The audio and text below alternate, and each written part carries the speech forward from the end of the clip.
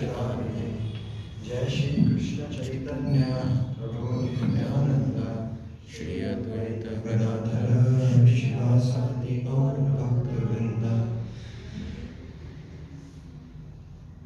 हरे कृष्णा कृष्णा कृष्णा हरे हरे हरे रामा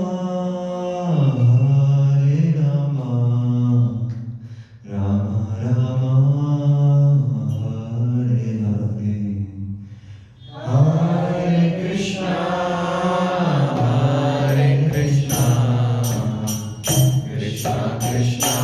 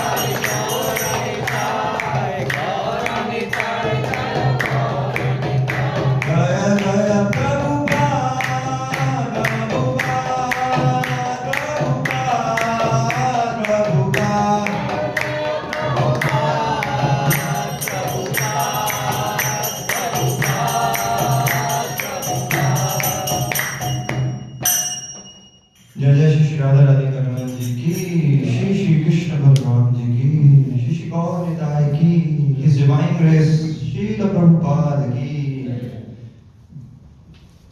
ओम अज्ञानतिमिरान्धस्य ज्ञानाञ्जनशलाकया चक्षुरुन्मिलितं येन तस्मै श्रीगुरवे नमः। श्रीचैतन्यमनोभीष्टं स्थापितं येन भूतले स्वयं रूपा कदा मह्यं ददाति स्वपदान्तिकम्। वन्देऽहं श्रीगुरोः श्रीयुतापदकमलं, श्रीगुरून् वैष्णवांश्च श्रीरूपं साग्रजातं सहगणा रघुनाथान्वितं तं सजीवं साद्वैतं सावधूतं परिजनसहितं कृष्णचैतन्यदेवं श्री राधा कृष्ण पादान् सहगणा ललिता श्री विशाखान्वितांश्च। हे कृष्ण करुणा सिन्धु दीनबन्धु जगत्पते गोपेश गोपिका कान्त राधा कान्त नमस्तुते। तप्त काञ्चन गौरांगी राधे वृन्दावनेश्वरी वृषभानुसुते देवी प्रणमामि हरिप्रिये। वाञ्छाकल्पतरुभ्यश्च कृपा सिन्धुभ्यैव च पतितानां पावनेभ्यो वैष्णवेभ्यो नमो नमः। जय श्री कृष्ण चैतन्य प्रभु नित्यानंद, श्री अद्वैत गदाधर श्रीवासादि गौर भक्तवृंद। हरे कृष्णा कृष्णा कृष्णा हरे हरे, हरे राम राम राम हरे हरे। नमो विष्णुपादाय कृष्णप्रेष्ठाय भूतले श्रीमते भक्तिवेदांत स्वामीति नामिने। नमस्ते सरस्वती देवे गौरवाणी प्रचारिणे, निर्विशेष शून्यवादी पाश्चात्य देशधारिणे।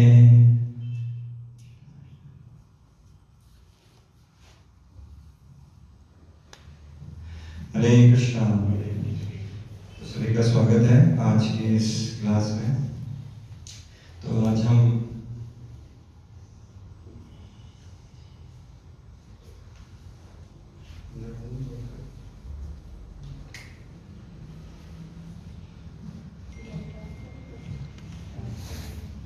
शास्त्रों से कुछ इम्पोर्टेंट चीजें डिस्कस करने की कोशिश करेंगे। जो शास्त्र हैं वो भगवान के द्वारा ही बोले गए हैं, भगवान के द्वारा ही इनका संकलन किया गया है, लेकिन इसको लिखित रूप में किसने लिखा था? व्यासदेव जी ने। पर वास्तविकता में जितने भी शास्त्र हैं स्वयं भगवान के श्वासों से प्रकट होते हैं। जब भगवान तो उन श्वासों से ये वैदिक शास्त्र जो है वो प्रकट होते हैं। और जो वैदिक शास्त्र हैं वो एकमात्र ऐसा तरीका है जिससे हम क्या जान सकते हैं? भगवान के हृदय को जान सकते हैं।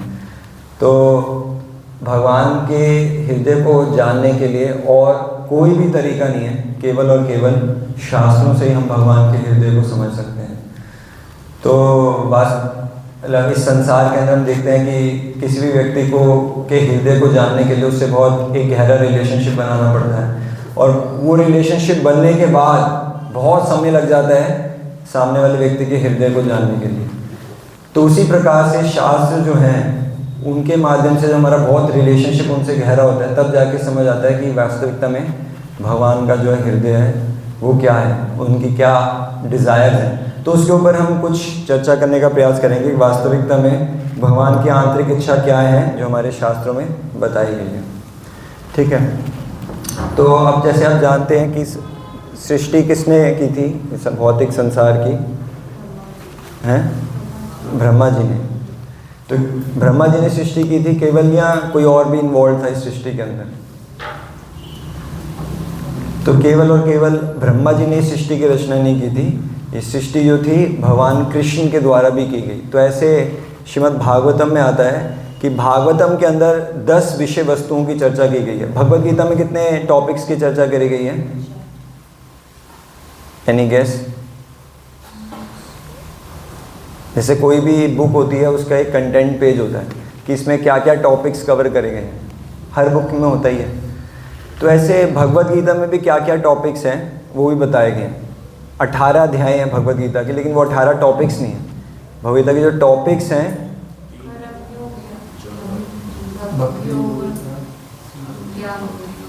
हाँ, तो भगवद गीता में 5 टॉपिक्स की चर्चा की गई है। कौन कौन से 5 टॉपिक्स हैं? ईश्वर, जीव, प्रकृति, काल और कर्म। ठीक है, 5 टॉपिक्स। क्या क्या? ईश्वर, जीव, प्रकृति, काल और कर्म। ठीक है, यानी कि ईश्वर यानी कि जो कंट्रोलर है, प्रकृति यानी कि जो मटेरियल नेचर है, जीव यानी कि लिविंग एंटिटीज़, काल यानी कि टाइम, और कर्म यानी कि जो हम एक्टिविटीज़ करते हैं और जो उनका हमें रिएक्शन मिलता है। तो इन 5 टॉपिक्स की चर्चा जो है वो भगवद गीता में करी थी। लेकिन श्रीमद् भागवतम के अंदर कितने टॉपिक्स की चर्चा करी गई है? 10 टॉपिक्स की चर्चा करी गई। 10 टॉपिक्स की चर्चा श्रीमद् भागवतम में करी गई। तो ऐसे बताया जाता है बाकी जितने भी पुराण होते हैं उसमें भी अधिकांशतः 5 टॉपिक्स की ही चर्चा करी जाती है। लेकिन भागवतम जो है वो क्या है? महापुराण है, इसलिए उसके अंदर क्या है? एक्स्ट्रा टॉपिक्स हैं। तो 5 नहीं 10 टॉपिक्स की चर्चा वहाँ पे की गई है, वो 10 टॉपिक्स। तो 10 टॉपिक्स भागवतम के ही स्टार्टिंग में आता है कि वो 10 टॉपिक्स क्या हैं? क्या है? अत्र सर्गो विसर्गश्च स्थानं पोषणं मूतया मन्वन्तरीशानु कथा निरोधो मुक्तिराश्रय। क्या है कि क्या 4 टॉपिक हैं? अत्र सर्ग विसर्गश्च, सर्ग पहला टॉपिक है, यानी कि सर्ग का मतलब क्या होता है? Primary creation. और विसर्ग का मतलब होता है विशेष सर्ग, यानी कि विशेष सृष्टि। वो क्या हो गई? Secondary creation. तो मैं और टॉपिक्स पे अभी नहीं जा रहा, उसमें और टॉपिक्स के नाम बस बता देता हूँ आपको। अत्र सर्ग विसर्गश्च स्थानम यानी कि ज्योग्राफी, इस पूरे ब्रह्मांड की जो ज्योग्राफी है वो बताई गई है श्रीमद् भागवतम के अंदर। पोषणम, कैसे भगवान हर एक जीव का पोषण करते हैं, और विशेषकर कैसे भगवान अपने भक्तों का पोषण करते हैं उसका बताया गया है।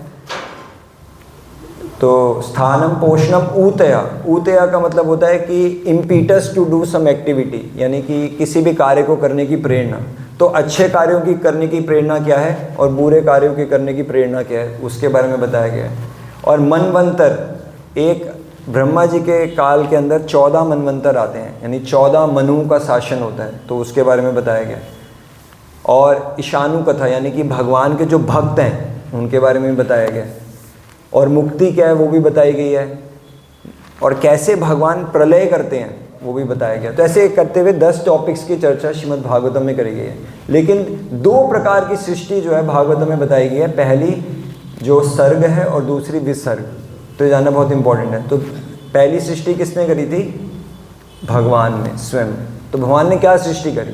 इस सृष्टि के अंदर क्या ऐसी चीज़ें जो भगवान ने बनाई और क्या ऐसी चीज़ें हैं जो कि ब्रह्मा जी ने बनाई, जिनको हम जानते हैं कि ब्रह्मा जी सृष्टि करते हैं। तो क्या लगता है कि क्या चीज़ें कृष्ण ने बनाई और क्या चीज़ें ब्रह्मा जी ने बनाई? हाथ खड़ा करके यस यशवर्धन को। ब्रह्मा जी ने सिर्फ मनुष्य को बनाया और उसके बाद जो बाकी जो संरचना की वो भगवान श्री कृष्ण। 84 लाख योनियों में मनुष्य योनि 4 लाख हैं, वो ब्रह्मा जी ने बनाई, और बाकी 80 लाख योनियाँ कृष्ण ने। इस विशाल तो जैसे जो टेंजिबल थिंग्स हमें दिखती हैं, हाँ, वो पेड़ पहाड़ ये सारी चीज़ें, मतलब पेड़ तो चलिए योनि हो गई, पहाड़ हो गया, जब जितनी जो फिक्स चीज़ें हैं वो सब तो ब्रह्मा जी ने बनाई। और जो टेंजिबल नहीं है, जैसे मन बुद्धि अहंकार हो गया, या फिर और जो चीज़ें जो जिन्हें हम महसूस कर पाते हैं या अपनी आंखों से नहीं देख पाते, वो शायद ठाकुर जी ने बनाई। अच्छा, तो मतलब पृथ्वी किसने बनाई? पृथ्वी ब्रह्मा जी। पानी पंच तत्व ब्रह्मा जी ने बनाई। ठीक है, और कोई गेस करना चाहे? यस, आपका कोई नाम? ब्रह्मा जी को। आपका नाम क्या है? मोहित। वो हाँ, सॉरी, आप वैसे आते रहते हैं। ब्रह्मा जी को भगवान ने बनाया, तो सब कुछ बनाने से पहले मतलब ब्रह्मा जी को भगवान ने बना दिया। और जो अंडाकार जो हमारा यूनिवर्स का जो स्ट्रक्चर है, हाँ, और उसमें जो पानी भरता है वो भगवान ने बनाया। अच्छा, तो भगवान ने क्या बनाया और ब्रह्मा जी ने क्या बनाया? भगवान ने सारे जो 5 तत्व हैं और साथ ही साथ 3 और तत्व, यानी कि मन बुद्धि अहंकार, 5 तत्व कौन से हो गए? पृथ्वी, अग्नि, जल, वायु, आकाश, और फिर उसके बाद 3 चीज़ें जो सूक्ष्म शरीर की होती हैं, यानी कि मन बुद्धि अहंकार, ये सब कृष्ण ने बनाया। लेकिन ब्रह्मा जी ने क्या किया? इन्हीं सब से, अब कोई भी चीज़ आप देखेंगे पृथ्वी, जल, अग्नि, वायु, आकाश से ही बने। तो इसकी जो है इंजीनियरिंग जो है वो किसने करी? ब्रह्मा जी ने की। तो ये जो मेन बेसिक एलिमेंट्स हैं किसी भी चीज़ को बनाने के, जैसे क्या होता है कि अब आपने कभी कंप्यूटर लिया, तो कंप्यूटर आपने या डेस्कटॉप आप लेके आए, तो उसके अंदर अलग अलग पार्ट्स होते हैं। तो अलग अलग पार्ट्स जो है वो कंपनी बनाती है।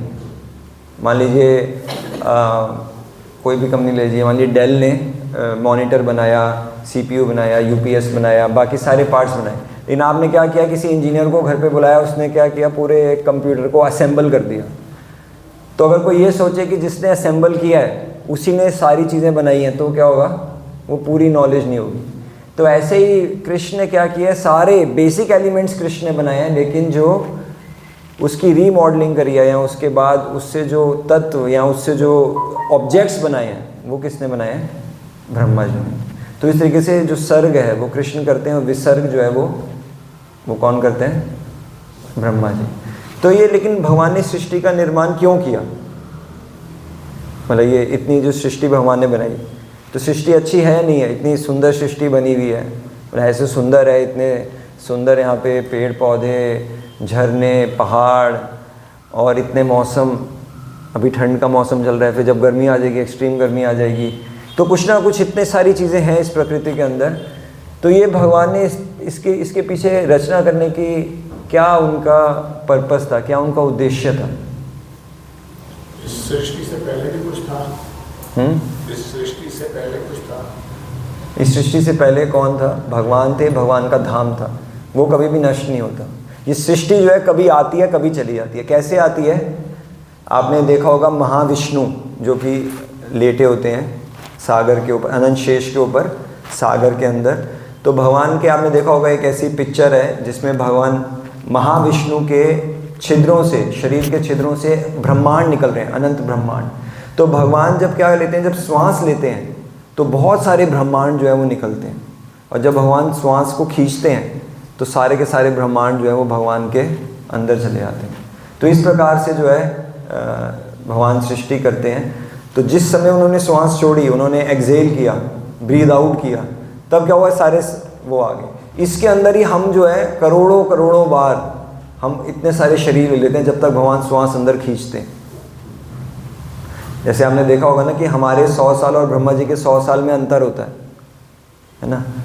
ब्रह्मा जी के 100 साल के अंदर कितने दिन आ जाते हैं, कितना समय होता है? तो ब्रह्मा जी के एक दिन यानी कि 12 घंटे का ब्रह्मा जी का दिन और 12 घंटे की उनकी रात। तो 12 घंटे के अंदर जो दिन का समय है उसके अंदर कितने चतुर्युग होते हैं? 1000 चतुर्युग होते हैं, है ना। 1000 चतुर्युग होते हैं दिन में, और ऐसे ही 1000 चतुर्युग होते हैं उनकी रात्रि में, उनकी रात में। तो कुल मिला के कितने चतुर्युग हो गए? 2000 चतुर्युग। तो 2000 चतुर्युग और एक चतुर्युग के अंदर कितने साल होते हैं? 43 लाख, आप ये मान लीजिए। तो 43 लाख इंटू 2000, इतना ब्रह्मा जी की क्या है? एक दिन है। और इतनी उनकी मतलब एक दिन हो गया पूरा 24 घंटे। और ऐसे 24 घंटे को आप अगर 24 घंटे एक दिन हो गया, तो ऐसे 365 उनके दिन हैं, और ऐसे ही उनके 100 साल हैं। तो मतलब कि 43 लाख इंटू 2000 इंटू 365 इंटू 100, ये ब्रह्मा जी का क्या है?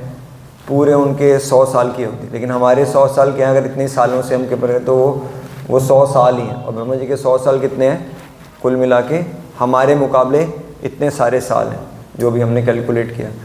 तो ब्रह्मा जी का जो टाइम है वो स्लो चलता है। जैसे आइंस्टीन ने भी थ्योरी दी थी, थ्योरी ऑफ रिलेटिविटी, कि हर जगह समय जो है वो समान रूप से नहीं चलता। तो ब्रह्मा जी के लोक में समय जो है थोड़ी धीमी गति पे चलता है। ऐसे ही भगवान के लिए जो है वो जितनी देर में वो एक सांस छोड़ते हैं और फिर सांस को खींचते हैं, उतने में कई ब्रह्मा मतलब जन्म लेते हैं और कई ब्रह्मा की मृत्यु भी हो जाती है, क्योंकि ब्रह्मा भी क्या है? जीव है। तो इस प्रकार से ये जो भौतिक सृष्टि है वो कभी रहती है और कभी नहीं रहती, कभी रहती है कभी नहीं रहती, उस तरीके से। लेकिन जो आध्यात्मिक सृष्टि है भगवान की, जो आध्यात्मिक जगत है वो नित्य है, भगवान भी नित्य है। तो इस सृष्टि के परे कुछ अगर था पहले तो भगवान थे, और भगवान का जो आध्यात्मिक जगत था वो था। ठीक है प्रभु जी? हाँ, तो फिर वही मैं बता रहा हूँ कि क्यों भगवान ने सृष्टि बनाई। Any guess? क्या जरूरत पड़ी भगवान को सृष्टि बनाने की? पहले लोग सब स्वर्ग में रहते थे, फिर लोगों ने कहा अपना खुद जीवन जीना चाहते हैं, तो भगवान ने कहा ठीक है अपनी मर्जी से जियो। हाँ, तो भगवान ने जब कुछ ऐसे लोग थे उस आध्यात्मिक जगत में, कुछ नहीं कई ऐसे लोग थे, 1/4 भौतिक सृष्टि है, जो भगवान के साथ भगवान के मतलब जैसे भगवान चाहते थे उस प्रकार से नहीं रहना चाहते थे। तो उनके लिए देखिए भगवान ने क्या किया, इतनी विशेष सृष्टि की रचना करी। उसके लिए 33 करोड़ देवी देवता चाहिए इस पूरी सृष्टि को चलाने के लिए। आप सोचिए कितना तगड़ा मैनेजमेंट होगा। अभी हम जब एक यात्रा लेके जाते हैं, अभी बरसाना लेके गए, उससे पहले गोवर्धन लेके गए, तो उसके अंदर भी कितने लोग जो है वो सेवा करते हैं। ठीक है, तो 10-12 लोग होते हैं। हमारी एक छोटे से 65 लोगों को 2 दिन के लिए लेके जाने में, उसकी भी इतनी गूगल मीट पे मीटिंग होती हैं, इतनी डिस्कशंस होती हैं, तब जाके कैंप जो है वो मैनेज हो पाता है। उसमें भी कई गलतियां रह जाती हैं। लेकिन भगवान ने जो है ये पूरी ऐसी सृष्टि करी, इतनी मैनेजमेंट करी, सब कुछ किया, किसके लिए? सिर्फ हम लोग जो कि भगवान से द्वेष कर रहे हैं, भगवान के हिसाब से नहीं रहना चाहते, वो भी कंफर्टेबली रह पाए, उनके लिए उनको भोजन मिल पाए, उनको खाने को मिल पाए, उनको रहने के लिए जगह मिल पाए, श्वास ले पाए वो। तो ये सारी व्यवस्था भगवान ने करी उन लोगों के लिए जो कि भगवान से द्वेष करते। लेकिन भगवान का पर्पस क्या था? भगवान का पर्पस बहुत इंपॉर्टेंट था। भगवान ने ब्रह्मा जी को ही क्यों चुना, ये भगवान भागवतम में बताते हैं। भगवान किसी को भी चुन सकते थे, ब्रह्मा जी में ऐसी क्या योग्यता थी कि उन्होंने ब्रह्मा जी को चुना इस सृष्टि को करने के लिए? बताइए, एनी गेस कि ब्रह्मा जी को ही क्यों किया? किसी को भी चुन सकते थे।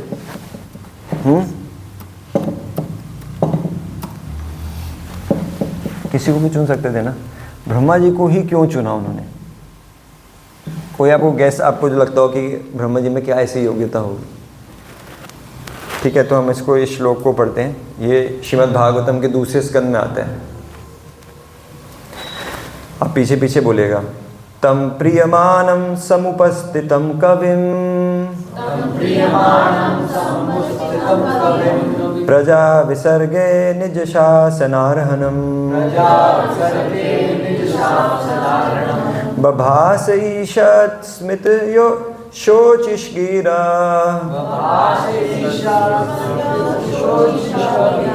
प्रियः प्रियं प्रीतमनः करे स्पृशन्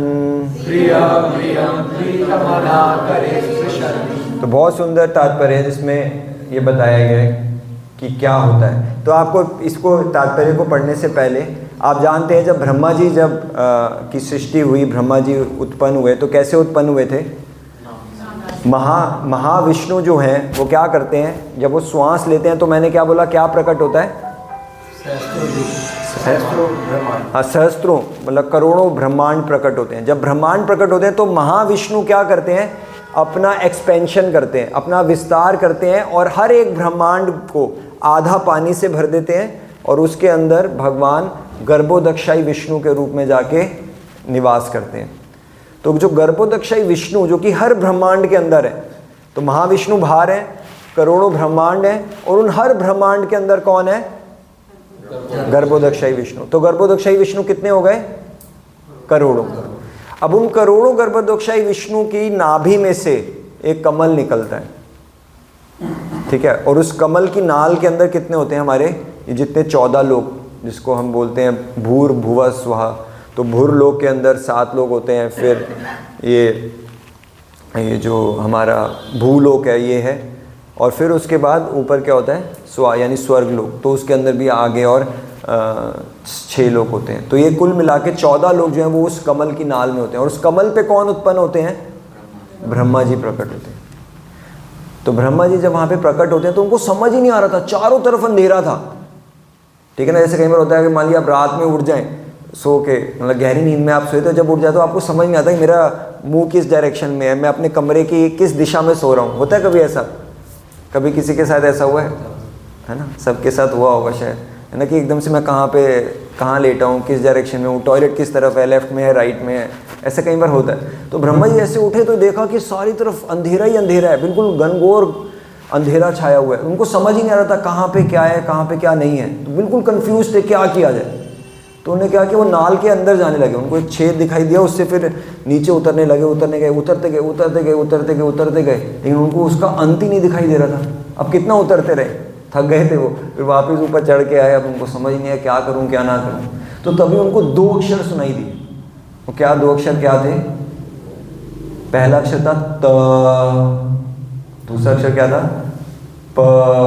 ये भागवत में इसी श्लोक से लगभग 5-6 श्लोक पहले आता है कि ये 2 अक्षर ब्रह्मा जी ने सुने। क्या सुने? त और प, दोनों को जोड़ते तो क्या बनता है? तप। तो उनको लगा कि शायद ऐसे ही होगा कुछ, फिर वो ढूंढने लगे। इसको उन्होंने इतना मतलब तवज्जो नहीं दिया, उसको इतना ध्यान नहीं दिया कि तप है, कहीं से आवाज़ आ रही होगी ऐसे ही, फिर भी वो अपनी खोज में लगे रहे। लेकिन फिर से उनको ये आवाज़ सुनाई दी, क्या? तप। तो तप। तो उनको लगा कि शायद मुझे तप करना है, तब जाके कुछ होगा।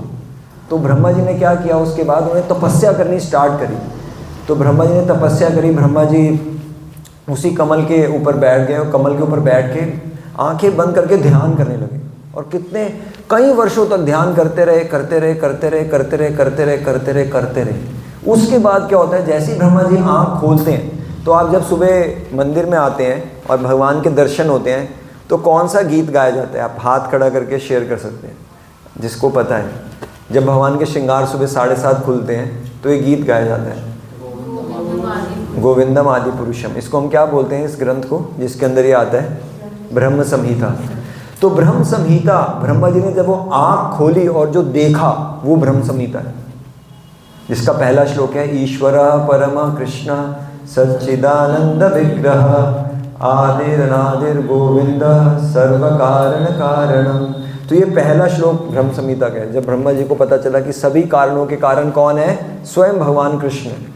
तो जब ब्रह्मा जी आंखों को खोलते हैं तो वो क्या देखते हैं? वो पूरा का पूरा भगवान के धाम को देखते हैं, वैकुंठ धाम को देखते हैं। वैकुंठ धाम के आगे गोलोक वृंदावन को देखते हैं। गोलोक वृंदावन के अंदर स्वयं राधा और कृष्ण के दर्शन करते हैं। ये सब कुछ ब्रह्मा जी देखते हैं। और जब ब्रह्मा जी वो सब देखते हैं तो फिर क्या होता है, भगवान उनके समक्ष प्रकट होते हैं। और उनके समक्ष प्रकट होने के बाद फिर ये बात ब्रह्मा जी को भगवान बोलते हैं, जो आज अभी हमने श्लोक को पढ़ा। अब इसका क्या अर्थ है, आप में से कोई पढ़ेगा? Translation.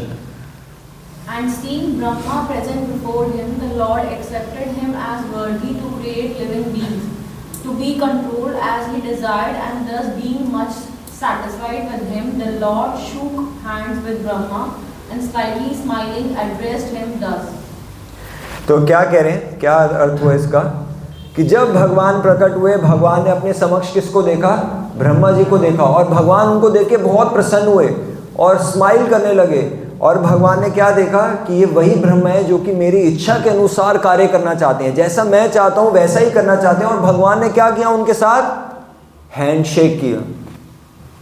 ठीक है, करो मोहित प्रभु एक बार विशाल प्रभु के साथ हैंडशेक करो। तो ऐसे कई हैंडशेक हमने करे। तो हम में से कौन कौन है जो कि कृष्ण के साथ हैंडशेक करना चाहता है?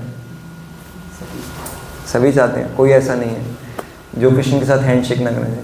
तो जो इसका तात्पर्य है उसके अंदर श्रील प्रभुपाद जी बताते हैं कैसे हम भगवान से हैंडशेक कर सकते हैं, कैसे हम कृष्ण के साथ हाथ मिला सकते हैं, जैसे अभी मोहित प्रभु और विशाल प्रभु ने मिलाया। ठीक है, तो उसको देखते हैं कि क्यों ब्रह्मा जी को देख के कृष्ण जो है इतना स्माइल कर रहे हैं, इतना खुश हैं, वो प्रभुपाद जी तात्पर्य में बताते हैं। तो जो हमारे आचार्य हैं ना, वो क्या होता है कि जैसे भगवान भक्तों के हृदय को जानते हैं, आचार्य जो होते हैं, जो भगवान के शुद्ध भक्त होते हैं, वो भगवान के हृदय को जानते होते हैं। भगवान ने ये चीज़ क्यों करी वो पता लगा लेते हैं।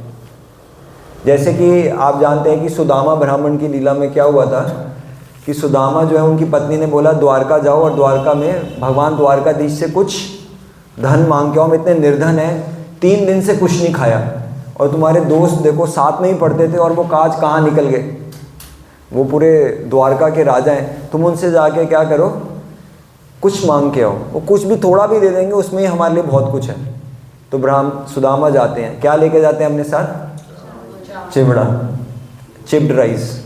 ठीक है, चिप्ड राइस लेके जाते हैं, चिवड़ा लेके जाते हैं। और इतने समय चल के जाने के बाद जब पहुंचते हैं तो जो द्वारपाल होते हैं वो आने नहीं देते, कहते कहाँ द्वारकाधीश और कहाँ तुम, इतने गरीब ब्राह्मण, तुम्हारी धोती में भी इतने छेद हैं, कैसे मैं बोल दूँ भगवान को जाके कि तुम भगवान के मित्र हो। लेकिन फिर सब कुछ होने के बाद मतलब फिर भी जाके उनको बताते हैं, ब्राह्मण की जो भेंट है वो भगवान से होती है, भगवान उनका आलिंगन करते हैं, भगवान उनको उसी सिंहासन में बिठाते हैं जहाँ पे वो स्वयं बैठते थे, और रुक्मिणी और सत्यभामा को बोलते हैं उनको चामर करने के लिए। और फिर भगवान जो है सुदामा से पूछते हैं कि मेरे लिए भाभी ने क्या भेजा है, खाली हाथ पक्का नहीं भेजा होगा, कुछ ना कुछ तो तुम्हारे साथ उन्होंने भेजा होगा। तो फिर सुदामा को संकोच हो रहा था, कितना महल देख के, हीरे जवाहरात जड़े हुए थे उसके अंदर, रानियों को देख के, इतनी खूबसूरत रानियां थी भगवान कृष्ण की, उन सबको देख के कहाँ वो उस चिवड़े को निकाले और ये बोले कि मैं ये लेके आया हूँ।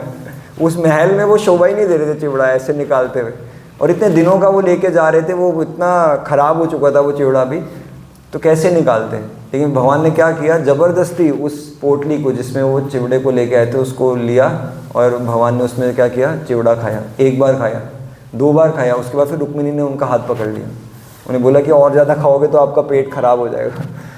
तो लेकिन उसके बाद क्या हुआ, भगवान ने क्या किया, सुदामा की कोई इच्छा को पूरा नहीं किया, उनको वापस भेज दिया।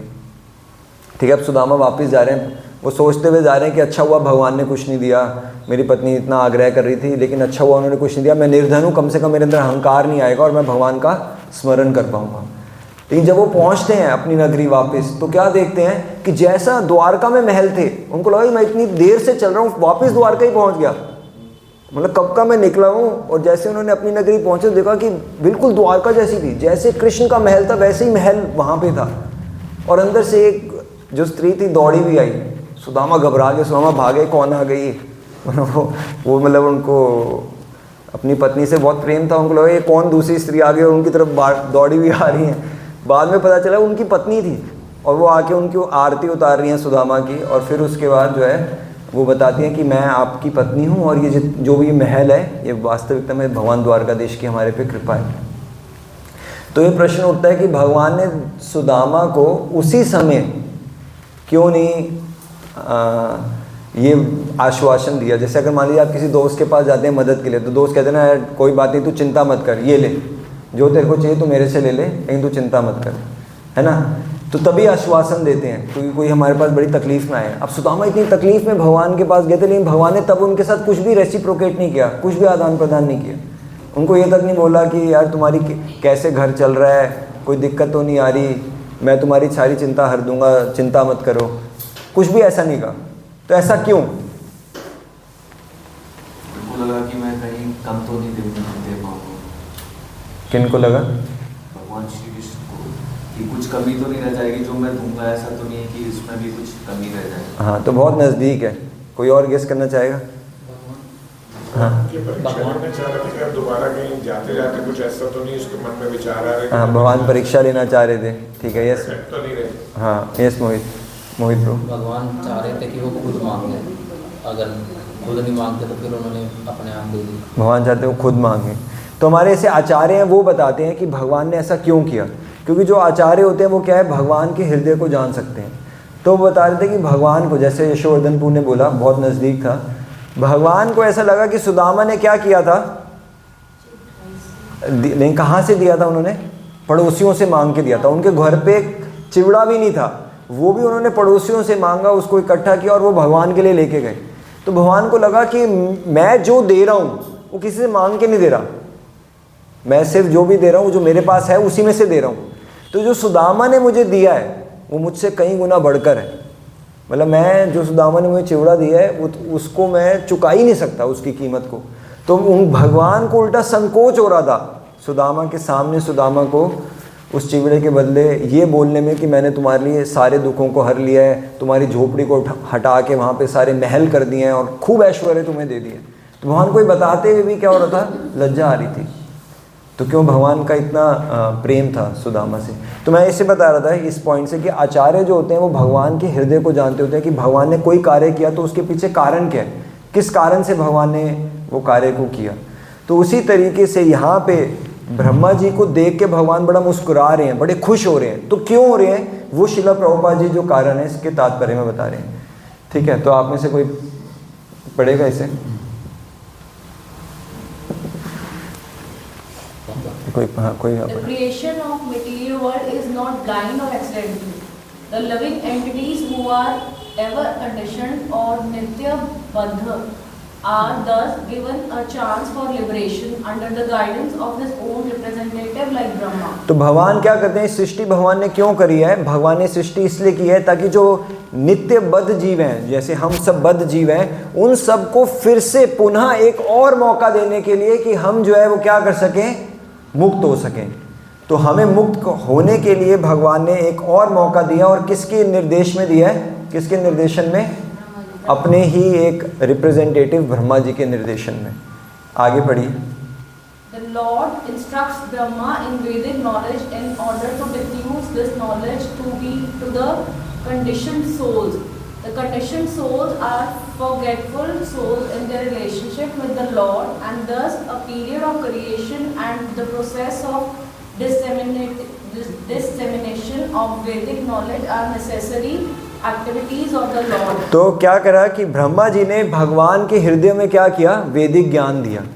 ऐसे श्रीमद् भागवतम में आता है, तेने ब्रह्म हृदय आदि कवये मुयंति यत सूर्या, कि भगवान ने सृष्टि के प्रारंभ में सबसे पहले कृष्ण ने ज्ञान किसको दिया था, ब्रह्मा जी को दिया था।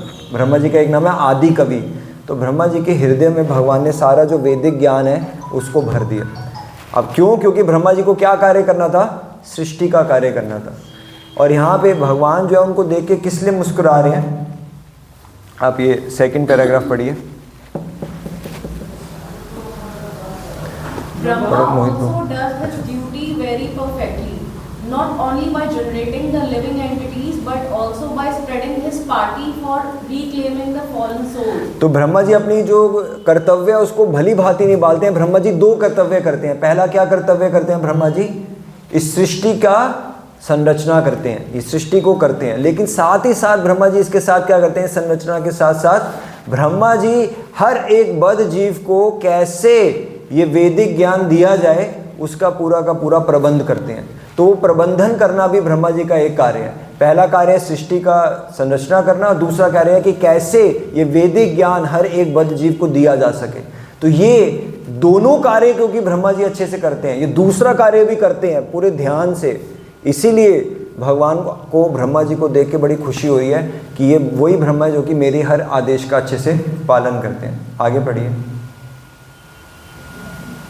The party is called The Brahma Sampradaya. And any member of this party to date is naturally engaged in reclaiming the fallen souls back to Godhead, back home. The Lord is very much anxious to get back his parts and parcels as stated in the Bhagavad Gita. No one is more dear than the one who takes the task of reclaiming the fallen souls back to Godhead. तो ब्रह्मा जी क्या कर रहे हैं? ब्रह्मा जी जो है वो एक तो सृष्टि की संरचना करते हैं, साथ ही साथ ब्रह्मा जी एक संप्रदाय भी शुरू करते हैं। आपने देखा होगा भगवान कृष्ण ने ये ज्ञान सबसे पहले 4 लोगों को दिया था। किनको दिया था? एक ब्रह्मा जी को, एक लक्ष्मी जी को, एक शिव जी को और एक 4 कुमारों को। और इन चारों से एक एक संप्रदाय आ रहा है।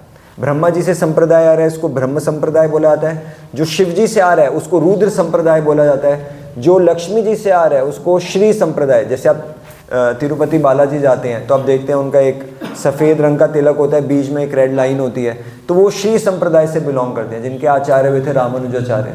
और जो ज्ञान उन्होंने 4 कुमारों को दिया था उससे जो संप्रदाय आ रहा है उसको कुमार संप्रदाय बोलते हैं। तो ये 4 संप्रदाय थे। तो ब्रह्मा जी ने भी क्या किया? एक तो ब्रह्मा जी ने सृष्टि की रचना करी, लेकिन इस सृष्टि के अंदर जो बद्ध जीव आ रहे हैं वो कैसे इस भौतिक जगत से बाहर निकलेंगे, उसके लिए ब्रह्मा जी ने एक संप्रदाय शुरू किया, ताकि वो जो संप्रदाय है वो उन लोगों की मदद करेगा कि कैसे वो इस भौतिक संसार से छूट सकते हैं। तो ये दोनों कार्य ब्रह्मा जी ने करे, इसलिए भगवान उनसे बहुत खुश थे। ठीक है, ठीक है, आगे पढ़िए। There are many renegades from the Brahma Sampradaya whose only business is to make man more forgetful of the Lord and thus entangle them more and more in the material existence. Such persons are never dear to the Lord, and the Lord sends them deeper into the darkest region of the matter, so that such envious demon may not able to know the Supreme Lord. तो लेकिन ब्रह्मा जी ने क्या? ब्रह्मा जी ने जो इन सारे जीवों की संरचना करी, उसमें कुछ लोग होते हैं जो कि क्या करते हैं, बाकी लोगों की इस भौतिक संसार से छूटने में मदद नहीं करते, रादर उनको क्या करते हैं, उनको और ज़्यादा इस भौतिक संसार में फंसा देते हैं। तो भगवान उनसे प्रसन्न नहीं होते।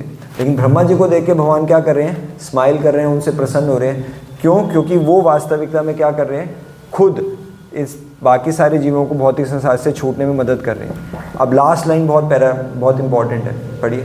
Anyone, however, preaching the mission of the Lord in the line of the Brahma Sampradaya is always dear to the Lord, and the Lord, being satisfied with such a preacher of the authorized bhakti cult, shakes hand with him in great satisfaction.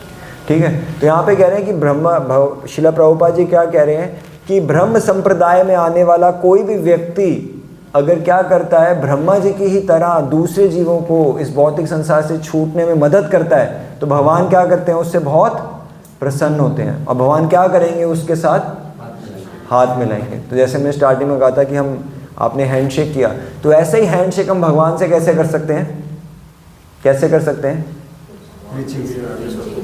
हाँ, जो भगवान ने जो संदेश दिया है वो अगर हम दूसरों को बताते हैं तो भगवान स्वयं हमारे से हैंडशेक करेंगे।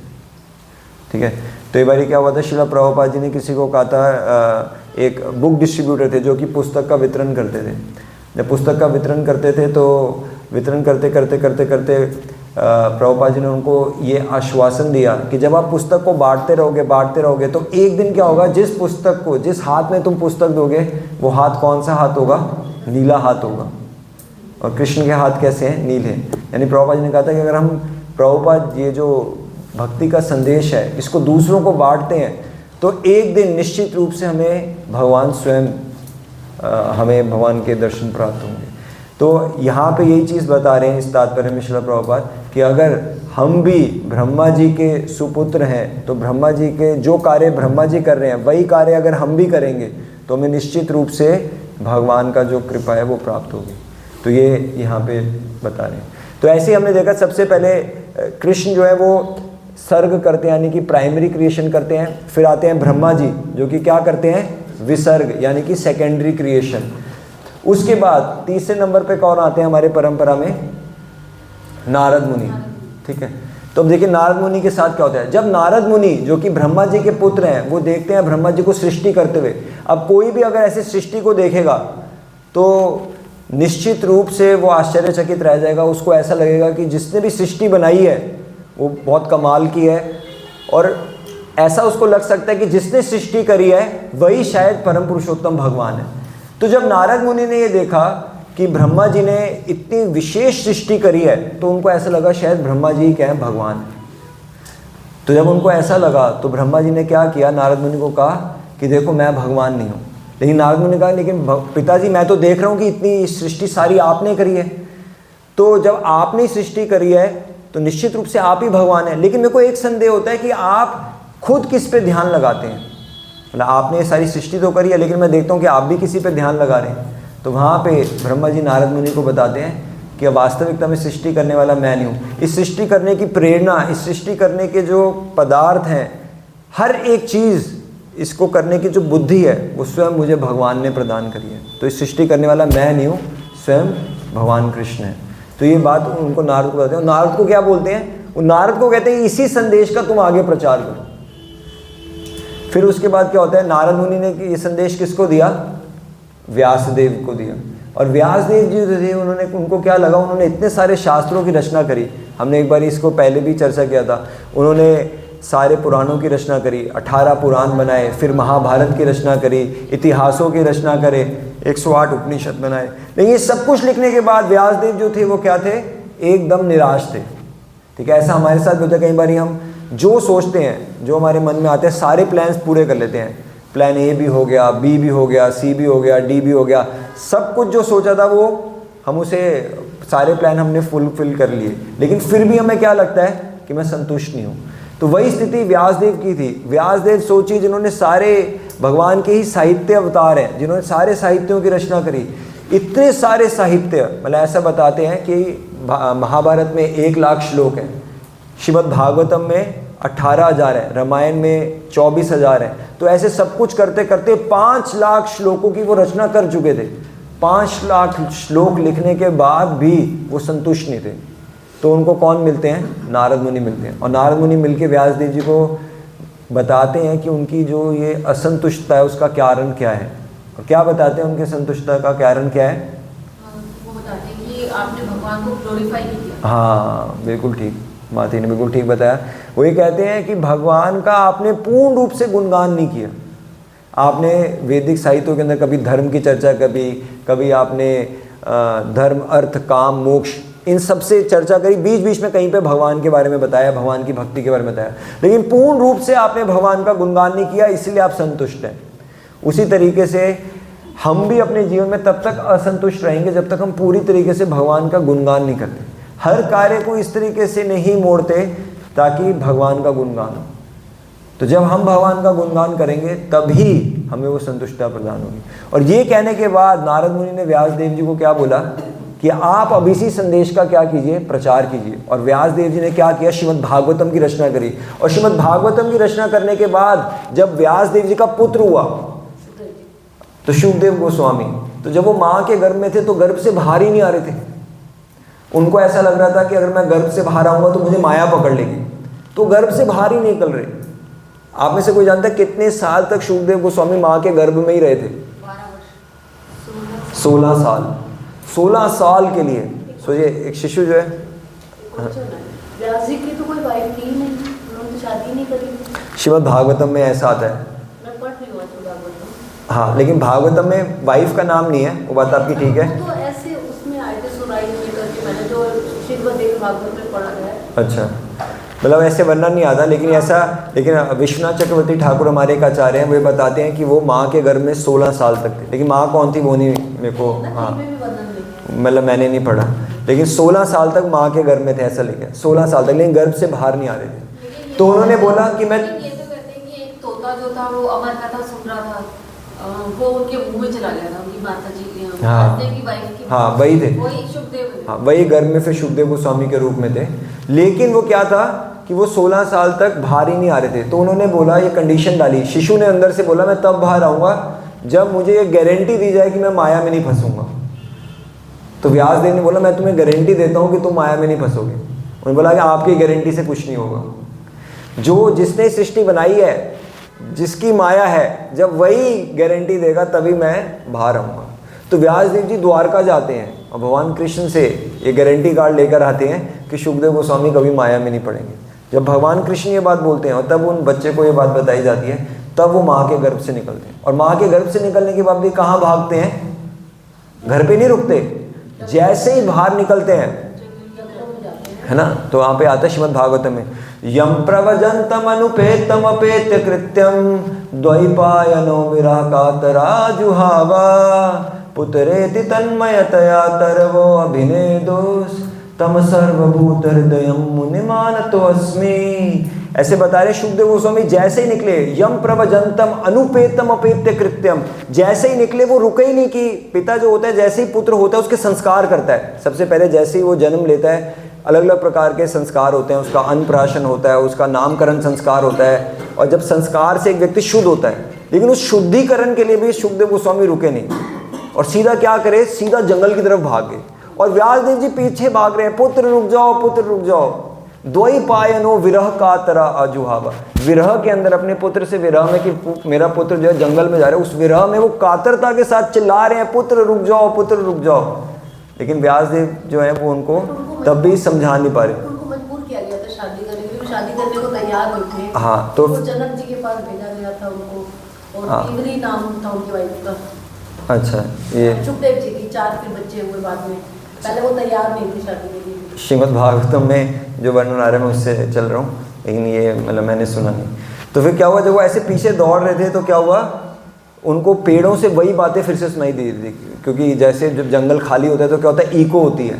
तो वो बोल रहे थे कि पुत्र रुक जाओ, पेड़ों से क्या सुनाई दे रहा था पीछे, पुत्र रुक जाओ, पुत्र रुक जाओ, इस तरीके से, मतलब एकदम इतना, मतलब एक ही बात हजारों बार गूंज रही थी, लेकिन फिर भी शुकदेव गोस्वामी जो थे वो रुके नहीं। यानी कहने मतलब कि उनको माया से कितना भय था। हमें ऐसा लगता है जब हम इस संसार में रहते हैं हमें लगता है माया क्या हमारा बिगाड़ लेगी, है ना, लेकिन शुकदेव गोस्वामी जो है वो माया से इतना घबरा रहे हैं। और फिर उसके बाद जो है वो ऐसा कह रहे हैं कि मैं ऐसे जो शुकदेव गोस्वामी हैं उनको प्रणाम करता हूँ। ये शुकदेव गोस्वामी का प्रणाम है जो कि सूत गोस्वामी बोलते हैं श्रीमद् भागवतम के अंदर। तो वो शुकदेव गोस्वामी जब जंगल में चले जाते हैं तो व्यासदेव जी उनको भी प्रचार करने के लिए इसी संदेश का क्या करते हैं, अपने एक शिष्य को भेजते हैं। और वो शिष्य जो है वो जब भगवान के दिव्य गुणों के बारे में बताते हैं तो शुकदेव गोस्वामी जो पहले ब्रह्मवादी थे वो क्या बन जाते हैं, भगवान के भक्त बन जाते हैं। तो इस प्रकार से जो है वहाँ पे वर्णन आता है कि स्वयं कृष्ण ने क्या किया, ब्रह्मा जी को ये ज्ञान दिया, ब्रह्मा जी ने क्या किया, नारद जी को दिया, और नारद जी को बोला इसको आगे फैलाओ। नारद जी ने इसको व्यासदेव जी को दिया, और भी बहुत लोगों को दिया, ध्रुव महाराज, प्रहलाद महाराज, ना जाने किन किन को नारद मुनि ने प्रचार किया, लेकिन उन्होंने विशेष करके व्यासदेव जी को प्रचार किया। व्यासदेव जी ने क्या किया, आगे इसको बहुतों को दिया, लेकिन शुकदेव गोस्वामी को दिया। शुकदेव गोस्वामी ने आगे परीक्षित महाराज को दिया। तो इस प्रकार से सबने क्या किया, सबका ये मूड था कि कैसे इस ज्ञान को आगे दिया जाए। आज क्योंकि इस ज्ञान को आगे दिया गया इसीलिए ये प्रिजर्व्ड है ना। There is preservation through propagation. अगर मैं किसी भी चीज़ को प्रिजर्व करना है, किसी भी फिलॉसफी को, किसी भी ज्ञान को प्रिजर्व करना है, it can be preserve through propagation, कि उसको क्या किया जाए, उसका आगे प्रचार किया जाए। तो ये सारी हमारी गुरु परंपरा ने किया। लेकिन फिर आते आते श्री चैतन्य महाप्रभु आए। अब चैतन्य महाप्रभु कौन थे जो हमारी गुरु परंपरा में आते हैं? पहले भगवान कृष्ण आए, कृष्ण के बाद कौन आए, ब्रह्मा जी, ब्रह्मा जी के बाद कौन आए, नारद मुनि, नारद मुनि के बाद व्यासदेव। ऐसे चलते चलते चलते चलते बीच में फिर श्री चैतन्य महाप्रभु आते हैं। आप देखेंगे भगवद गीता के अंदर पूरी गुरु परंपरा दी गई है। तो जब चैतन्य महाप्रभु आए तो चैतन्य महाप्रभु कौन थे, स्वयं भगवान कृष्ण थे, है ना, कृष्ण और राधा रानी थे। लेकिन कृष्ण कौन थे, कृष्ण ने क्या किया होता, कृष्ण की क्या विशेषता थी? कृष्ण आए श्री चैतन्य महाप्रभु के रूप में, लेकिन उन्होंने 2 चीज़ें चुरा ली राधा रानी से। क्या 2 चीज़ें चुराई राधा रानी की? उनका भाव और उनकी कांति। ठीक है, राधा भाव द्युति स्वलितम कृष्ण नौमी स्वरूपम, कि कृष्ण क्या 2 चीज़ों को चुरा के राधा रानी के भाव को, राधा रानी के मूड को, यानी कि कह सकते हैं राधा रानी के हृदय को, और साथ ही साथ राधा रानी की कांति को। तो ये 2 चीज़ों को चुराने के बाद भगवान कृष्ण जो है वो श्री चैतन्य महाप्रभु के रूप में प्रकट होते हैं आज से कुछ 540 वर्ष पूर्व, है ना, नवदीप धाम में, मायापुर में। तो जब चैतन्य महाप्रभु प्रकट हुए थे तो राधा रानी का क्या भाव है वो हमें किससे पता चल सकता है? श्री चैतन्य महाप्रभु के भाव से। क्योंकि चैतन्य महाप्रभु के अंदर किसका भाव है? श्रीमती राधा रानी का ही भाव है। तो चैतन्य महाप्रभु जो है वो इस प्रकार से आता है कि चैतन्य महाप्रभु ने इस पूरे भक्ति को प्रचार करने के लिए एक भक्ति का पूरे वृक्ष का निर्माण किया, और वृक्ष का निर्माण करने के बाद श्री चैतन्य महाप्रभु क्या कहते हैं, आप ही भाई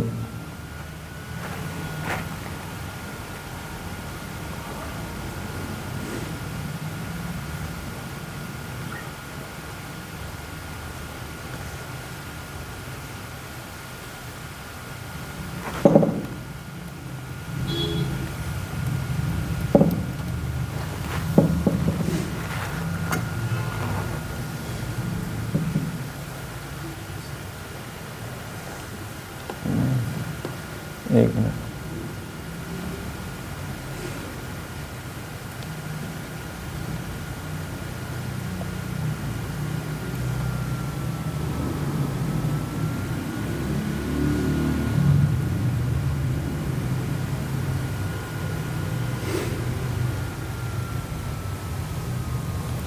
ठीक है, आप मैं बोलूँगा पीछे पीछे बोलेगा। एकला मालाकार आमी कहाँ एक मिनट। एकला मालाकार आमी कहाँ कहाँ याब,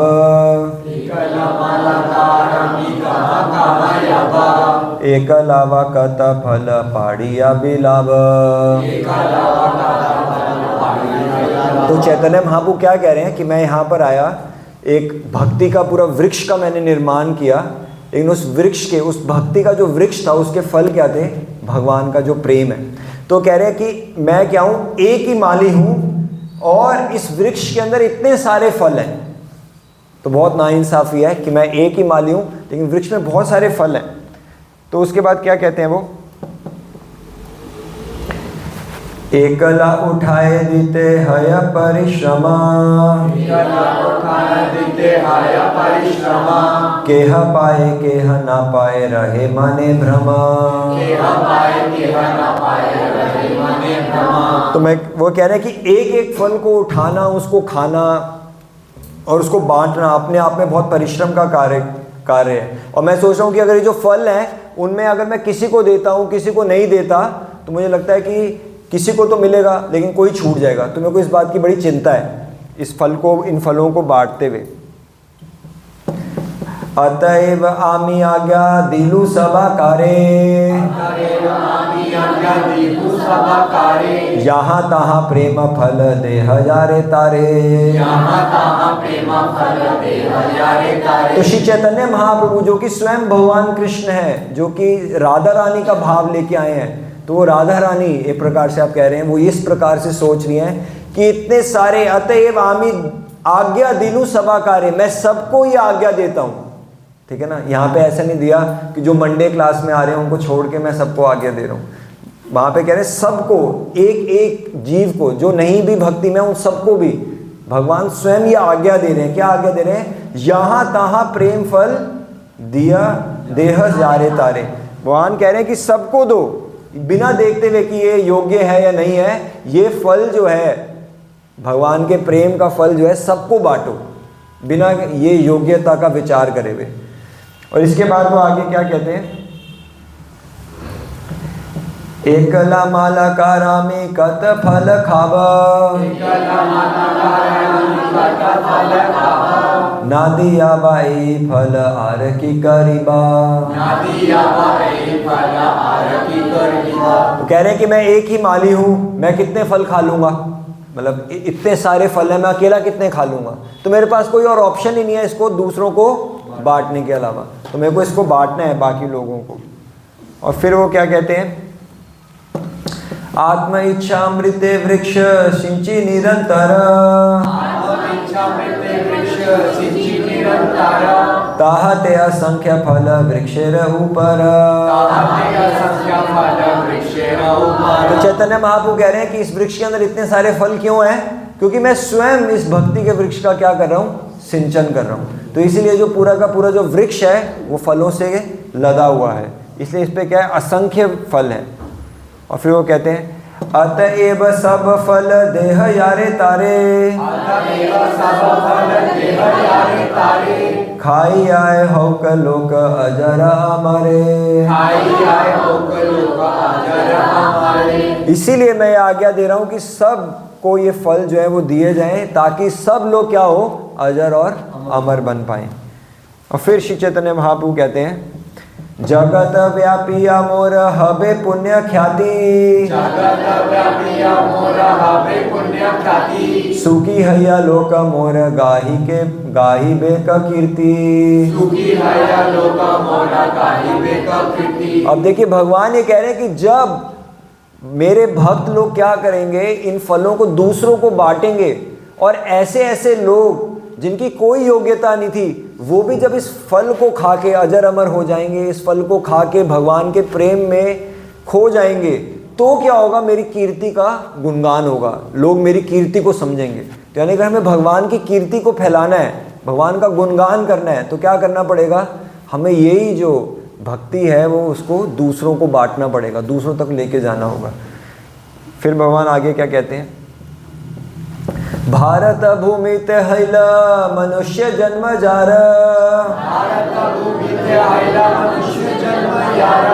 जन्म सार्थक करी कर परोपकार। तो चैतन्य महाप्रभु कह रहे भारत भूमि ते हिले मनुष्य जन्म जार। तो हम बहुत सौभाग्यशाली, हमारा जन्म कहाँ पे हुआ है, भारत भूमि में हुआ है, और सबका मनुष्य जन्म ही है ना। तो ये पूरी कंडीशन फुलफिल होती है कि भारत भूमि पे हमारा मनुष्य जन्म हुआ है। तो कह रहे हैं जन्म सार्थक करी कर परोपकार, कि हमें क्या करना है, हमें अपना जन्म भी सार्थक करना है और साथ ही साथ परोपकार भी करना है। तो देखिए वही भगवान कृष्ण जो श्री चैतन्य महाप्रभु के रूप में आए, यानी कि राधा रानी के भाव को लेके आए, तो उस भाव के अंदर श्री चैतन्य महाप्रभु ये सोच रहे हैं कि मैं अकेला माली हूँ, मैंने इस भक्ति का वृक्ष को तो लगा दिया, इतने सारे फल इसके अंदर आ गए, लेकिन अब मैं अकेला इन फलों को किन किन को बांट लूँगा, है ना। मैं तो सिर्फ कुछ ही लोगों को ही दे सकता हूँ, तो मुझे और लोग चाहिए इन फलों को दूसरे लोगों तक बांटने के लिए।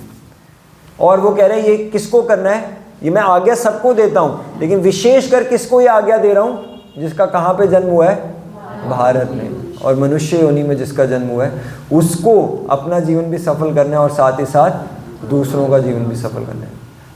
तो कि श्री चैतन्य महाप्रभु की इतनी इच्छा थी कि जब चैतन्य महाप्रभु ने संन्यास लिया तो चैतन्य महाप्रभु कहाँ चले गए, उनका जन्म हुआ था मायापुर में, लेकिन फिर उसके बाद 24 वर्ष की आयु में उन्होंने संन्यास ले लिया, जब उनकी जो पत्नी थी वो सिर्फ 16 वर्ष की थी।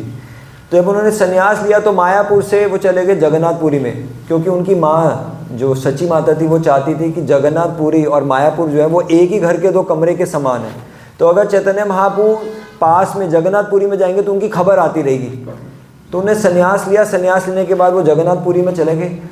तो चतुर्मास्य के अंदर जब ये 4 महीने आते हैं तो उस समय पे जगन्नाथपुरी बहुत सारे भक्त जाते थे मायापुर से श्री चैतन्य महाप्रभु से मिलने के लिए। अब जब भक्त जाया करते थे, महाप्रभु 4 महीने उनके साथ रहते थे। 4 महीने में इन चतुर्मास में बहुत सारे उत्सव आते हैं। कौन कौन से उत्सव आते हैं चतुर्मास के अंदर?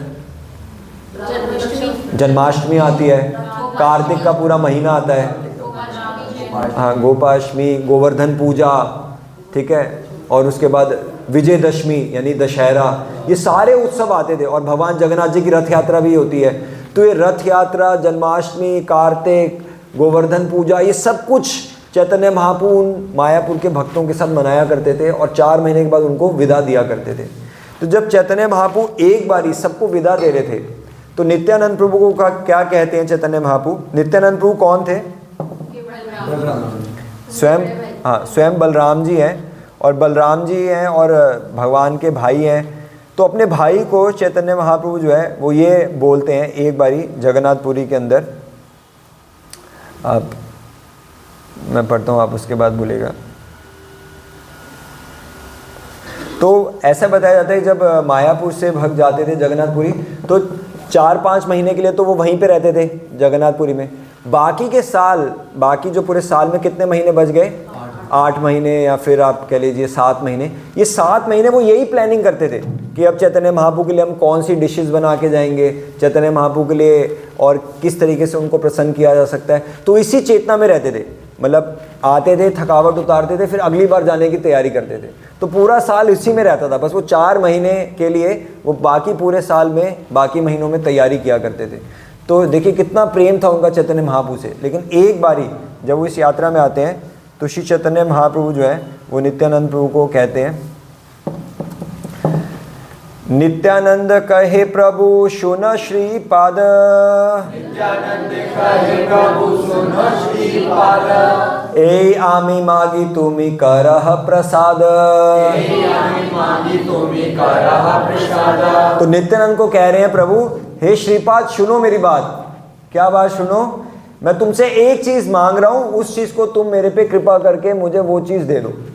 तो स्वयं भगवान जो है नित्यानंद प्रभु से रिक्वेस्ट करें, एक चीज मुझे चाहिए, प्लीज मेरी इस रिक्वेस्ट को तुम क्या कर लो, एक्सेप्ट कर लो। क्या रिक्वेस्ट है?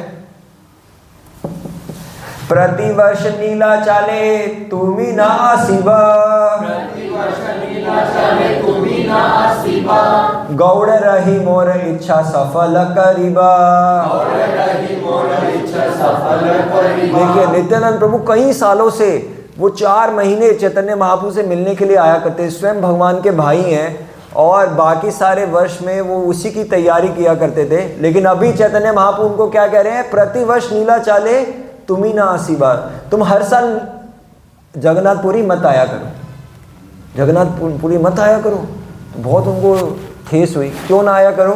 कह रहे गौड़े रही, यानी मायापुर में ही रहो और क्या करो, मोर इच्छा सफल करिया। वहां मेरी जो इच्छा है उसको मायापुर में रहते हुए तुम क्या करो, सफल करो। तो क्या चैतन्य महाप्रभु की इच्छा है जो नित्यानंद प्रभु को कह रहे हैं कि तुम मायापुर में रहते हुए सफल करो? तो वो कहते हैं ताहा सिद्धि करे हिन अन्य ना देखिए, आमार दुष्कर कर्म तो माहिते है। तो क्या कह रहे हैं कि ये काम तुम ही कर सकते हो। चैतन्य महाप्रभु जो कि स्वयं भगवान है वो कह रहे हैं ये काम मैं भी नहीं कर सकता, ये काम सिर्फ तुम ही कर सकते हो। और वो काम क्या है कि तुम वहाँ पे रहो मायापुर में और वहाँ पे रह के क्या करो, प्रचार करो। तो चैतन्य महाप्रभु कहते हैं मुझसे मिलने मत आया करो हर वर्ष, आप क्या करो, वहीं पे रहो और रह के प्रचार करो। यानी चैतन्य महाप्रभु कह रहे हैं, स्वयं भगवान कह रहे हैं कि मेरे से मिलने से ज़्यादा जरूरी क्या है, मेरा प्रचार करना। यानी अगर आपके पास 2 ऑप्शन है कि आपको किसी को जाना है किसी से मिलने के लिए प्रचार पे, और दूसरा ऑप्शन है कि मंदिर आके भगवान जी के दर्शन करने हैं, तो अगर आपको ये डिलेमा है कि मैं क्या करूं, तो क्या चीज़ को आपको चूज करना चाहिए, प्रचार। ठीक है ना। लेकिन जब कोई व्यक्ति नया जुड़ता है तो उसको क्या लगता है कि मैं बिल्कुल भगवान के सामने आके भगवान को निहारूं, भगवान के दर्शन करूं। जब जन्माष्टमी में सेवा मिलती है, फॉर्म दिए जाते हैं, तो सब लोग कहते हैं हम ऐसी जगह में खड़ा कीजिए ताकि पूरे दिन सुबह से लेकर रात में 12 बजे तक भगवान के दर्शन होते रहे, है ना। तो लोग ऐसी सेवा चाहते हैं। लेकिन यहाँ पे चैतन्य महाप्रभु कह रहे हैं नित्यानंद प्रभु को, मुझसे जगन्नाथपुरी में मिलने के लिए मत आना, तुम रहो मायापुर में, मायापुर में रह के क्या करो, प्रचार करो। और नित्यानंद प्रभु ने किसको प्रचार किया? चैतन्य महाप्रभु कह रहे हैं जो मैं भी नहीं कर सकता वो करने के लिए तुम्हें दे रहा हूँ। नित्यानंद प्रभु ने उन लोगों को प्रचार किया जिसको प्रचार करने से चैतन्य महाप्रभु की कीर्ति कई गुना फैलेगी। वो ये ढूंढते थे कि ऐसा कौन सा व्यक्ति है मैं इसको प्रचार करूं ताकि सारे लोग कहेंगे ये भी भक्त बन गया, तो उससे क्या होगा, चैतन्य महाप्रभु की जो कृपा है उसके ऊपर लोगों का विश्वास जो है वो कई गुना बढ़ जाएगा। इसलिए ढूंढते ढूंढते उनको कौन मिला, मायापुर के अंदर 2 लोग मिले जो कि क्या करते थे, मदिरा का पान करते थे और स्त्रियों के साथ गलत व्यवहार किया करते थे। तो उनको लगा ये 2 लोग जो हैं अगर इनको भक्त बना दिया तो क्या होगा, चैतन्य महाप्रभु की कीर्ति का बहुत गुणगान होगा। तो एक बार ऐसे जा रहे थे तो उन्होंने क्या, वो उन 2 भक्त को प्रचार करने लगे और हरिदास ठाकुर उनके साथ थे। हरिदास ठाकुर बोले कि तुम भी चलो, इनको प्रचार करते हैं। हरिदास ठाकुर कहते यार पिटवाएगा, तू पागल है, जब भी देखो मेरे को घसीटता रहता है, कभी किसी को प्रचार करने चला जाता है, कभी किसी को। ऐसा सही में ऐसा चैतन्य भागवत के अंदर आता है। हरिदास ठाकुर भी उनको कह रहे हैं कि भाई मेरे को इतना मतलब किसी को भी जाके प्रचार कर दो, सोच समझ के करना है प्रचार भी। लेकिन वो किसी को भी प्रचार किया करते थे। और उन्होंने किसको किया, जगाई मदाई को प्रचार किया। जगाई मदाई को भी क्या किया, उन्होंने भगवान का भक्त बना दिया नित्यानंद प्रभु ने। और जब चैतन्य महाप्रभु ने ये देखा तो चैतन्य महाप्रभु बहुत प्रसन्न हुए। ठीक है, तो चैतन्य महाप्रभु अगर ऐसा इसके बाद आता है कि कभी कभी चैतन्य महाप्रभु 4 महीने में पहुंच जाया करते थे। और चैतन्य महाप्रभु क्या करते थे, नित्यानंद प्रभु को बोलते थे वापस जाओ मायापुर, वापस भेज दिया करते थे। उनको कोई फेस्टिवल अटेंड नहीं करने देते थे, बोलते तुम वहीं जाओ और वहाँ पे जाके क्या करो, प्रचार करो। तो देखिए चैतन्य महाप्रभु स्वयं राधा रानी की यही इच्छा है कि क्या किया जाए, भगवान के आनंद को बढ़ाया जाए। तो राधा रानी क्या करती हैं, वो बाकी गोपियों को भगवान का आनंद बढ़ाने के लिए आगे करती हैं बाकी गोपियों को, ताकि जब बाकी गोपियाँ भगवान के समीप आएंगी तो उनका आनंद और बढ़ेगा। तो उसी प्रकार से राधा रानी का भाव है, जब बाकी जीव भी कृष्ण के नज़दीक आएंगे तो क्या होगा, कृष्ण का आनंद बढ़ेगा। अब पार्टी में जितने लोग होते हैं उतना पार्टी में मज़ा ज़्यादा आता है ना, तो इसलिए राधा रानी को बहुत खुशी होती है जब ज़्यादा से ज़्यादा जीव जो है वो भक्ति को स्वीकार करते हैं। तो ये श्री चैतन्य महाप्रभु की आंतरिक इच्छा है। इसलिए वो क्या कह रहे हैं, वो सबको कह रहे हैं इन फलों को दूसरों को बांटो, और स्वयं नित्यानंद प्रभु को क्या कह रहे हैं कि तुम जगन्नाथपुरी में मत आओ, तुम मायापुर में रह के क्या करो, प्रचार करो। तो ये श्री चैतन्य महाप्रभु की जो है आंतरिक इच्छा है। और यही भगवान की एकमात्र क्या है, एंजाइटी है। एंजाइटी को क्या बोलेंगे, भगवान का जो चिंता है, भगवान की चिंता है। अब देखिए चिंता हमें भी है चिंता भगवान को भी है, हमें भी कई चिंताएं है कि नहीं है, बहुत सारी चिंताएं। अभी चिंताएं की लिस्ट बनाएं तो कॉपी कम पड़ जाएगी, है ना। और भगवान को भी चिंता हो रही है। तो लेकिन क्या है, अगर हम भगवान की चिंता को कम करने के लिए प्रयास करते हैं तो हमारी सारी चिंताएं खत्म हो जाएंगी। भगवान गीता में यही कहते हैं कि अनन्यश्चिन्तयन्तो माम ये जना पर्युपासते तेषां नित्यभियुक्तानां योगक्षेमा वहामि हम। भगवान कहते हैं जो मेरा अन्य भाव से चिंतन करता है वो क्या होता है, मैं उसकी पूरी सुरक्षा उसको प्रदान करता हूँ। भगवान ये नहीं कह रहे अपनी चिंता करो, हमें लगता है हम अगर चिंता ज़्यादा करेंगे तो हमारे शायद जो चिंता है उनका निवारण हो जाएगा। अगर हम चिंता करते हैं तो सोचते हैं ना, प्लानिंग करते हैं, इसको ऐसे ठीक करना है, इसको ऐसे ठीक करना है ना, प्लानिंग करते हैं। लेकिन उस प्लानिंग से भगवान कह रहे हैं तुम्हारी चिंता ठीक नहीं होगी। कैसे होगी, जब तुम मेरा चिंतन करोगे, ठीक है। क्योंकि कुछ भी हम प्लानिंग क्यों ना कर लें, जो भी सॉल्यूशन पे हम पहुंचेंगे उसमें कुछ ना कुछ चिंता तो बनी रहेगी। लेकिन जब भगवान का चिंतन करेंगे तो हमें अल्टीमेट सेटिस्फेक्शन मिलेगी, ठीक है।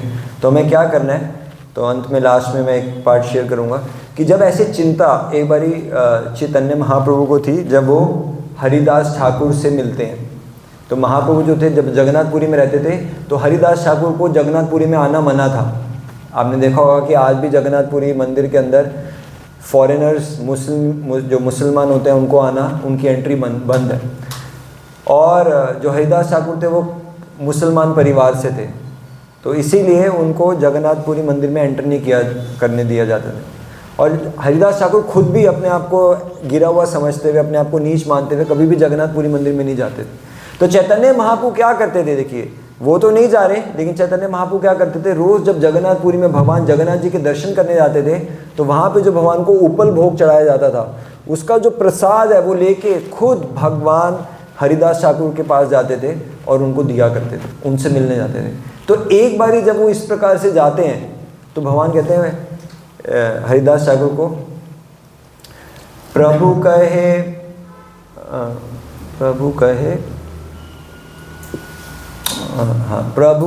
हरिदास,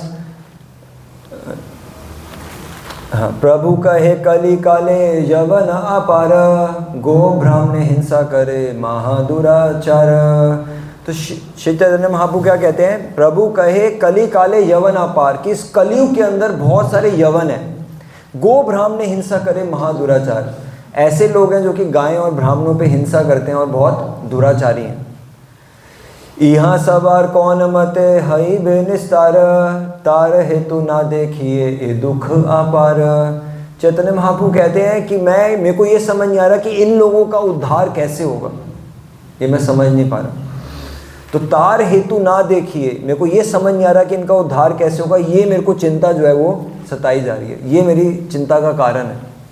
और हरिदास ठाकुर ये जैसे ही देखते हैं तो हरिदास ठाकुर क्या कहते हैं चैतन्य महाप्रभु को, हरिदास कहे प्रभु चिंता ना करिया, यवन संसार देखी दुख ना भविया।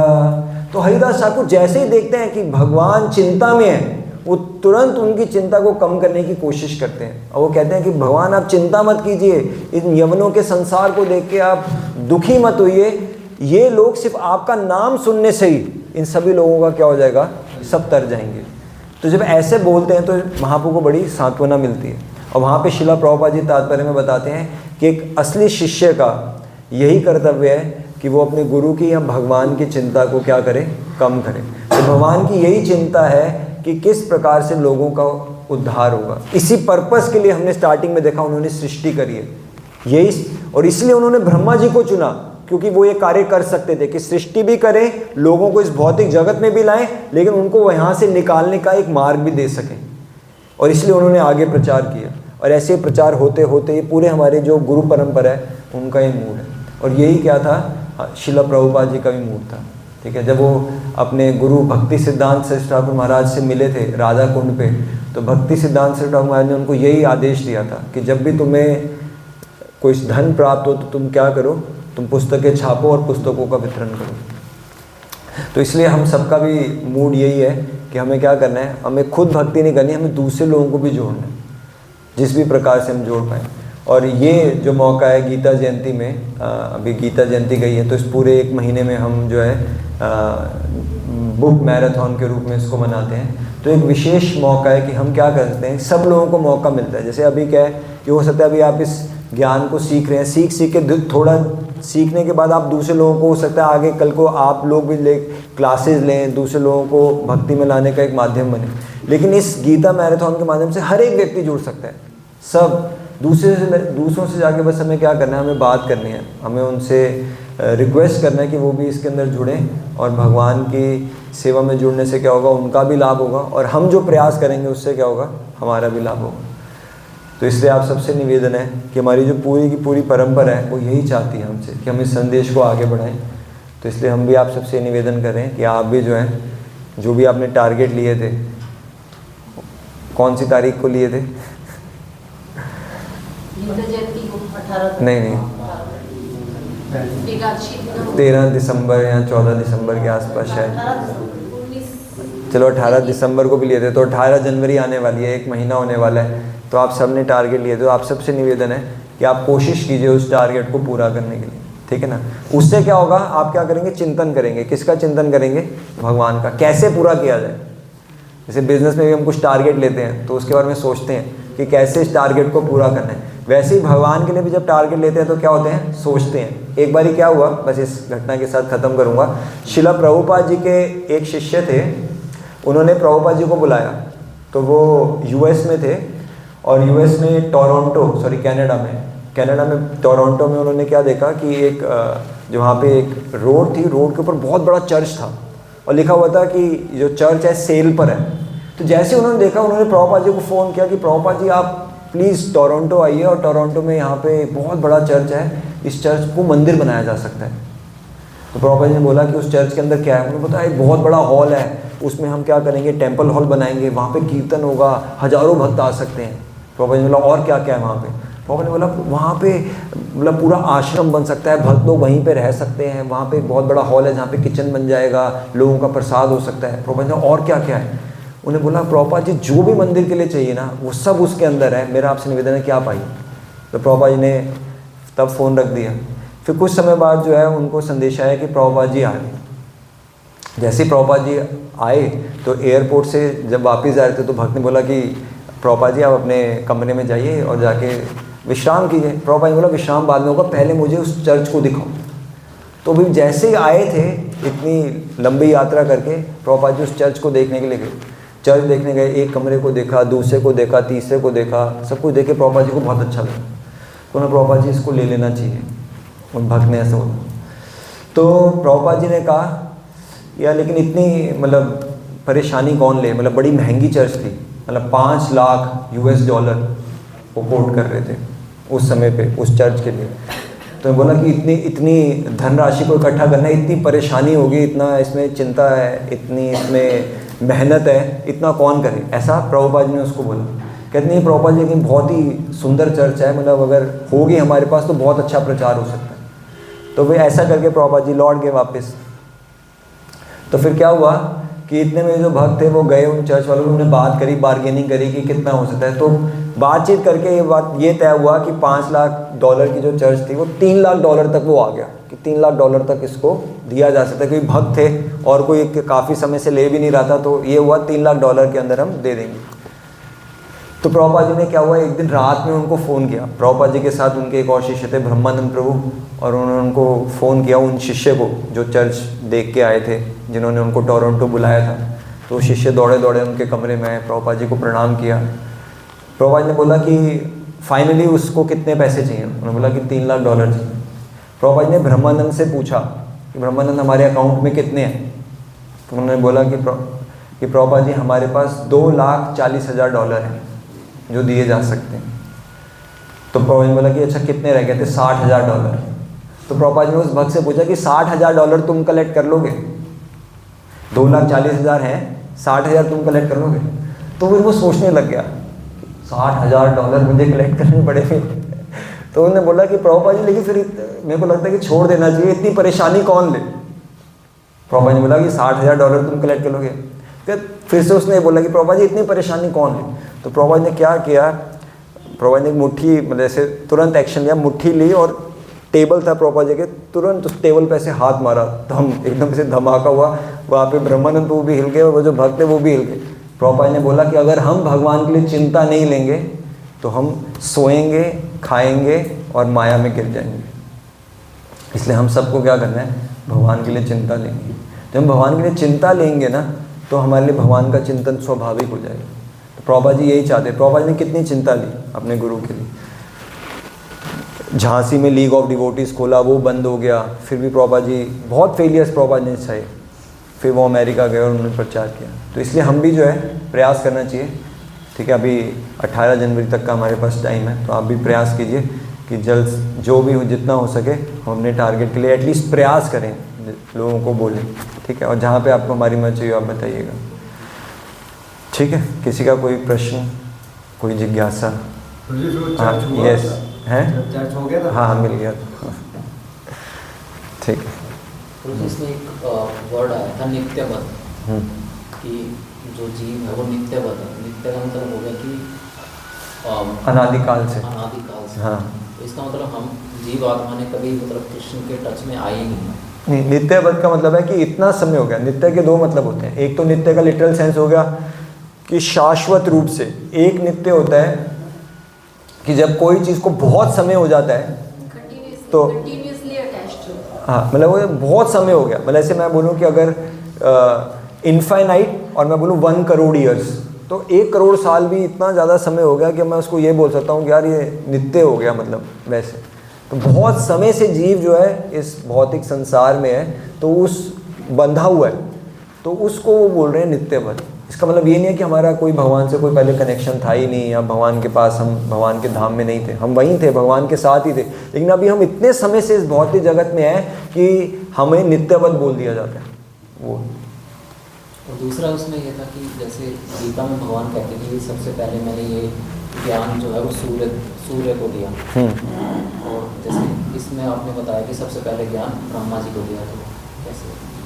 नहीं, भगवान ने कई पर्सनैलिटीज़ को ज्ञान दिया था। भगवान ने सूर्य को, देवता को भी दिया था, और भगवान ने ब्रह्मा जी को भी दिया, लक्ष्मी जी को भी दिया, शिव जी को भी दिया, 4 कुमारों को भी दिया।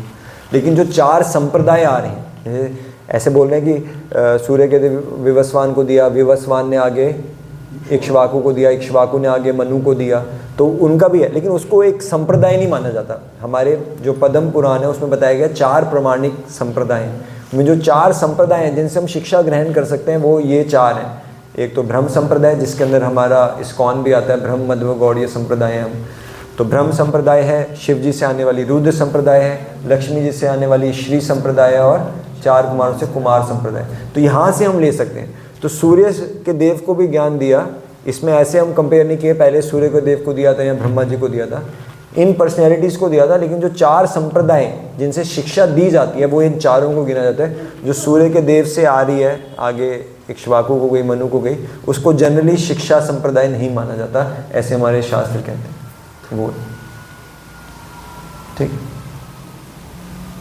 तो मुझे जैसे अलग अलग टाइप के हुआ ना, जैसे शुभदेव हैं, वो शुभदेव जी जब 16 साल के हुए तो वो बाहर आए, और फिर उस टाइम मतलब कृष्ण जी तो क्योंकि परीक्षित जब जन्म हुआ, जब युद्ध खत्म हो गया था, तो जब वो सुखदेव जी ने एकदम ही जाके उनको परीक्षित महाराज को कथा सुनाई जो, तो टाइम का कुछ वो नहीं हो रहा कि टाइम गैप आ रहा है?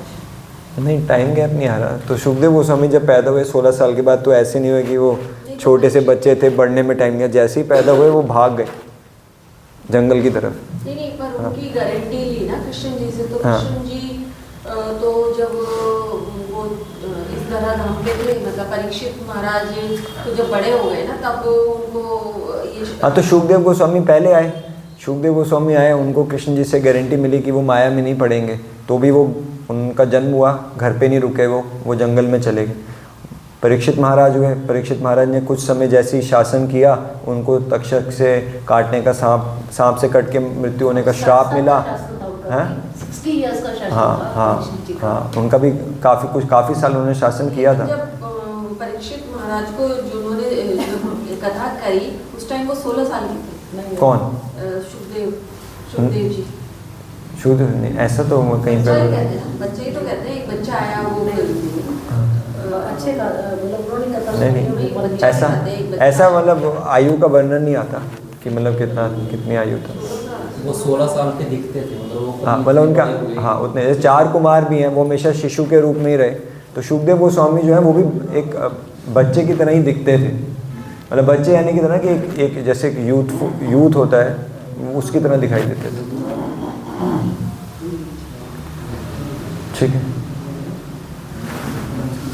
ठीक है हाँ, कुछ अनाउंसमेंट है। हरे कृष्णा। बहुत धन्यवाद विष्णु स्वरूप का।